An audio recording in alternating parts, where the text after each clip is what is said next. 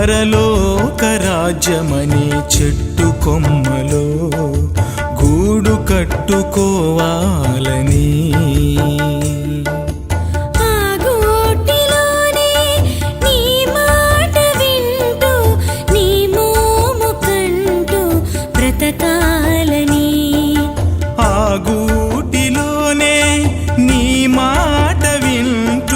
నీ మోము కంటూ బ్రతకాలని యేసయ్యా నీతోనే ఉండాలని.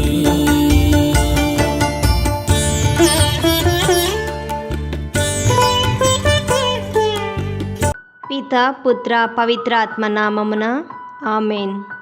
జ్ఞానవాణి వీక్షకులందరికీ ప్రభు నామమున శుభోదయం. పునీతుల పవిత్ర గాథలను మననం చేసుకుంటూ ధ్యానించే ఈ తరుణంలో ఈరోజు మనం పునీత ఆంతోని మఠాధిపతి గురించి ధ్యానించుకుందాం. వీరు క్రీస్తు శకం 251 సంవత్సరం నుండి 356 సంవత్సరం మధ్యకాలంలో జీవించి ఉన్నారు. వారు దేవుని మందిరమున నాటగా చక్కగా నెరుగు చెట్లు వలె ఉందురు. కీర్తన 92:13 వీరి సుగుణం అనాథలపై, అనారోగ్యముచే అలమటించే వారిపై ప్రేమ, అభిమానం మెండు. జీవిత చరిత్ర.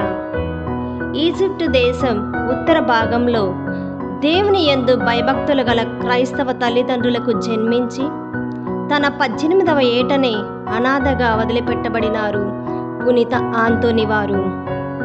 అయితే తాను ఏకాంత జీవితానికి పిలువబడినారని తలంచి వారసత్వంగా తనకు వచ్చిన ఆస్తిని పేదవాళ్ళ ఉపయోగార్థం వినియోగించి 15 ఏళ్ల పాటు ఎడారి జీవితం జీవించి ఉన్నారు. అటు తర్వాత 20 సంవత్సరాలు పాడుబడిన ఒక కోటలో ఎవరినీ చూడకూడదనే ఉద్దేశంతో నిష్ఠగా కళ్ళు మూసుకొని జీవించి ఉన్నారు. వేదాంతాంశం. 305వ సంవత్సరంలో ఆంతోని వారు అనుచరులు క్రమేణా వృద్ధి చెంది వారిని ఆధ్యాత్మిక నాయకుడిగా ఉండుటకు ఒప్పించగలిగారు. కేవలం తేనె, ఖర్జూరం, కొన్ని ఔషధ మొక్కలు తప్పించి మరేమీ తిన్నా. వేదాంతాంశం. 305వ సంవత్సరంలో పునీత ఆంతోని వారి అనుచరులు క్రమేణా వృద్ధి చెంది వారిని ఆధ్యాత్మిక నాయకుడిగా ఉండుటకు ఒప్పగించగలిగారు.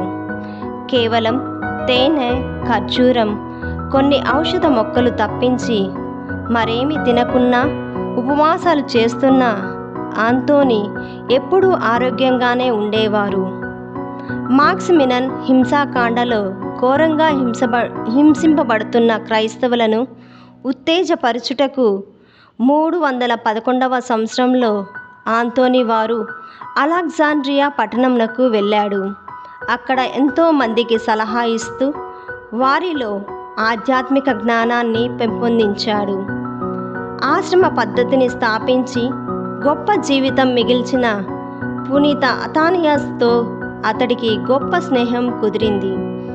అతడు మంచి జ్ఞాని అని, దేవుని పనిలో నిత్యము చురుకుగా పనిచేశాడని ప్రతీతి.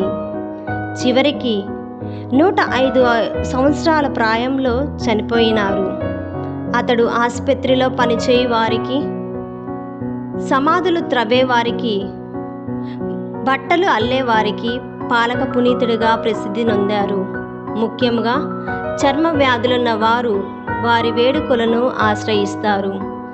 కావున మనమందరము కూడా ప్రతి పునీతుని నుండి ఒక మంచి పాఠాన్ని, సహనాన్ని, వినయాన్ని, నిశ్శబ్దమును గుర్తించుకుని నేర్చుకోవాలి.